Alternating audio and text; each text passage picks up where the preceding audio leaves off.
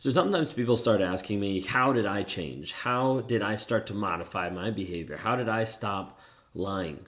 You might be dealing with a narcissist or someone toxic in your life that is continuously lying, and you're not sure what to do, or you're not sure if they can actually change or what is required. So I want to talk to you some about my journey today.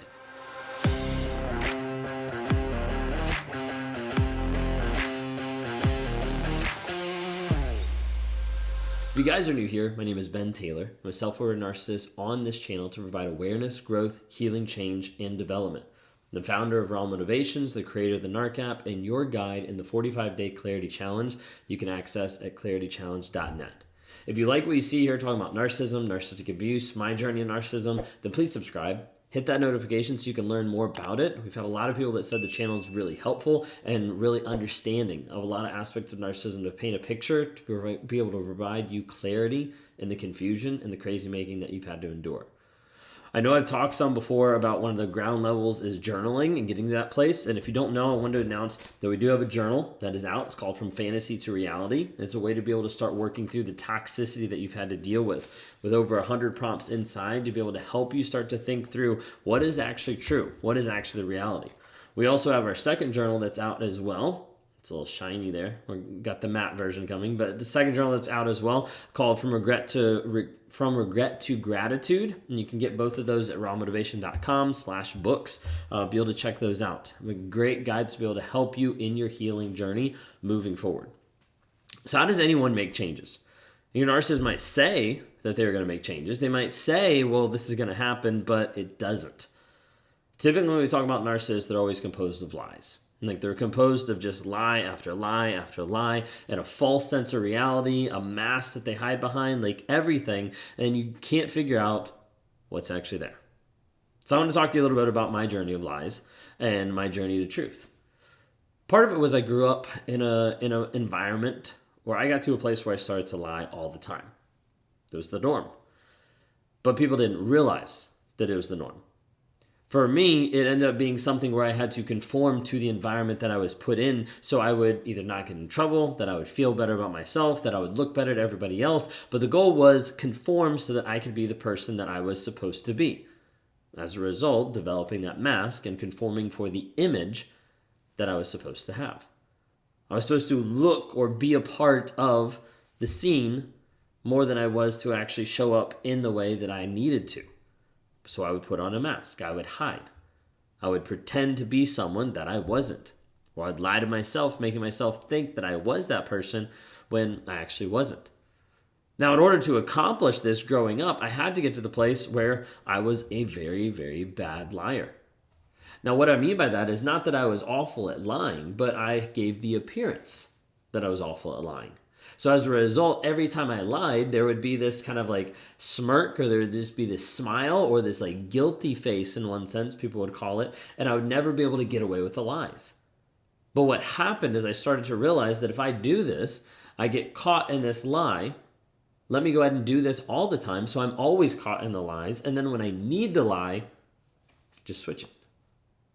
And as a result, my mask became more hardened and more secure in the fact that I could lie someone straight into their face and they would never have a clue. They would think that I was telling the truth because every time I lied, I would get caught. So I became good at hiding things. I became good at going through stuff and putting things back exactly the way that they were needed to be. I became good in my relationship at cheating and hiding it and keeping everything hidden. Sedated, hiding from other people, hiding from my wife, hiding from my family, hiding from coworkers, boss, anything like that, to be able to hide the lies that I had. Now, the thing is, a lot of people ask, like, do they actually know that they're lying? The answer is yes. I knew that I lied.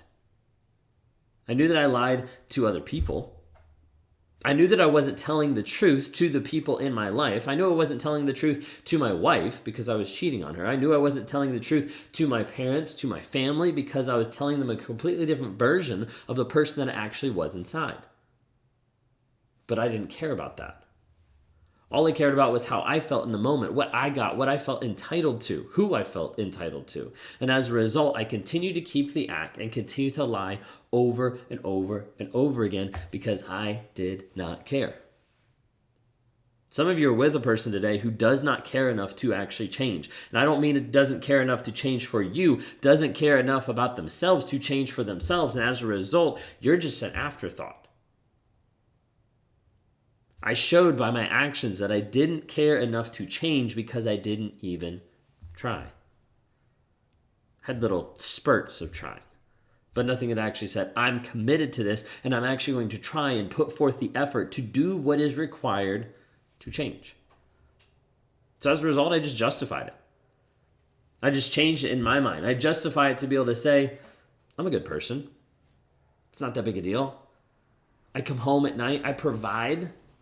The cheating, the lying, all that stuff is not that big a deal. And I wanted to convince in my mind that I was a good person. I wanted to convince myself saying, I am a good person. Just the other night, Kayla and I were watching a movie, and the bad guy in the movie was like holding a gun towards the other person. It was like, I am a good person. The other person's like, no, you're not. He's like, oh yeah, I'm actually not. It was like literally like, oh, like that's literally narcissistic of like what I was doing is like I was convincing myself and trying to convince others that I was a good person while I was doing the exact opposite. So as a result, I didn't stop the lies. I just continued growing up through college, through dating, through marriage, through cheating, didn't stop the lies because they served me. They ended up getting me what I wanted. So in my mind, why stop? Why give up on those if I'm getting what I want in those moments? You see, a lot of times people are surprised of like, why do narcissists keep doing this? Why do they keep hurting other people? Well, when you put it in an extremely selfish capacity where the person's the center of the universe and entitled to everybody, it makes sense.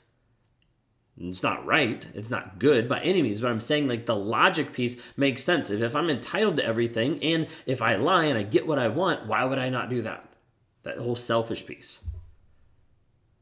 Well, it finally came to a point with several different things that happened in my life, from confessing to the cheating, to going through Wake Up Warrior, to being with a girl with BPD, a lot of different things that happened that kind of started to wake me up.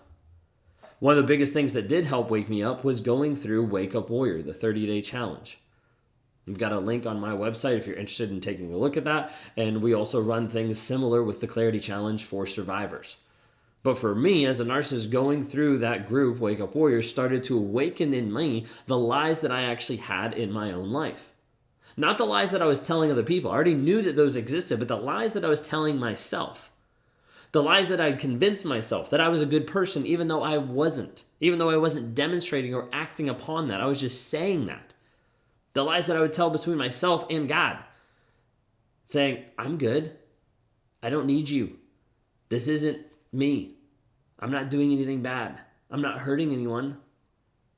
And all those lies kept going to a place where they could consume me to a place that I thought that I was okay.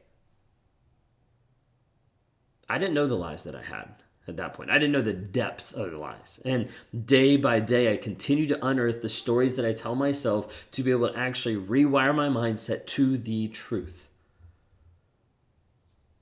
I found originally 7 lies that affected me to the core by going through the Wake Up Warrior Challenge and started to work on those and develop those. And that was a long process. It was not a short fix. It was a year process at least until those started to sink in and actually change and develop. And that's with therapy. That's with my wife leaving. That's with me being committed to say, hey, I need to do this because I don't want to go back to the person that I've been, because that is a cycle that I've never been able to get out of. For me, it was kind of like detoxing from an addiction. I had to go to the place where I had to first identify the lies. Not even stop them. I just had to identify them. I just had to figure out what they were. I just had to figure out that I was lying and come to that realization and honesty with myself. Then I had to get to the place where I would catch the lies. Where I'd actually be like, oh, that was a lie. Let me go back and let me apologize. Let me actually tell the truth. I'd have to confess the lies. I'd have to get to the place where I'd actually stop the lies. I would catch them and stop them before they'd actually come out and be like, actually, this is what I need to be able to tell you. This is actually the truth, or whatever it might be. But for me, I literally had on a whiteboard, I had the steps of identifying, catching, confessing, stopping, because it was something that just stopping cold turkey, I couldn't figure out how to do. was like, okay, I need to stop lying. Then it would come out. Oh, then it would come out. And it'd be like lie after lie after lie. And be like, okay, I have to be able to put this in a pattern so I can actually get out of this.